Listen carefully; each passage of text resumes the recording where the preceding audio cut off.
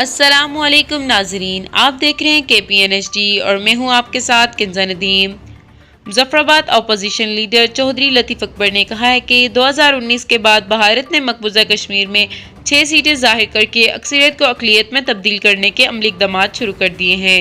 इन इक़दाम के खिलाफ आज पीपल्स पार्टी आज़ाद कश्मीर मरकज़ी ऐवान सहाफ़त के सामने एहतजाज करेगी, जिसमें पीपल्स पार्टी के अलावा तमाम सियासी मजहबी जमातों के अलावा मुख्तलिफ मकातब फ़िक्र के लोगों को मुजाहरे में शामिल होने की दावत देते हैं। भारत इस वक्त बुखलाहट का शिकार है, जो कि रास्त इक़दाम पर उतर आया है, जो कश्मीरियों के लिए किसी भी तरह काबिल कबूल नहीं। PTI ने मसला कश्मीर को सरदखाने में रखा है। 5 अगस्त 2019 के बाद इमरान खान ने चुप साध ली, मसला कश्मीर को नुकसान पहुंचाया। हदबंदी कमीशन को मुस्तरद करते हैं। PTI आज़ाद कश्मीर का भी कश्मीर के हवाले से कोई विजन नहीं है। हुकूमत किसी भी जगह संजीदगी का मुजाहरा करते हुए नजर नहीं आ रही।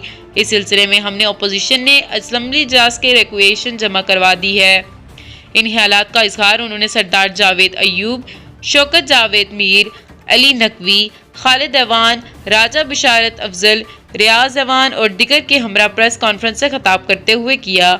उन्होंने कहा कि पाकिस्तान पीपल्स पार्टी डायलॉग को रद्द नहीं करती, ताहम पीपल्स पार्टी मसला कश्मीर के हवाले से कोई समझौता नहीं करेगी। भारत ने आईनी तरमीम के जरिए मकबूजा जम्मू कश्मीर की खुसूसी हैसियत ख़त्म करके तोसी पसंदीदा ज़ाइम को तक़वियत दी है।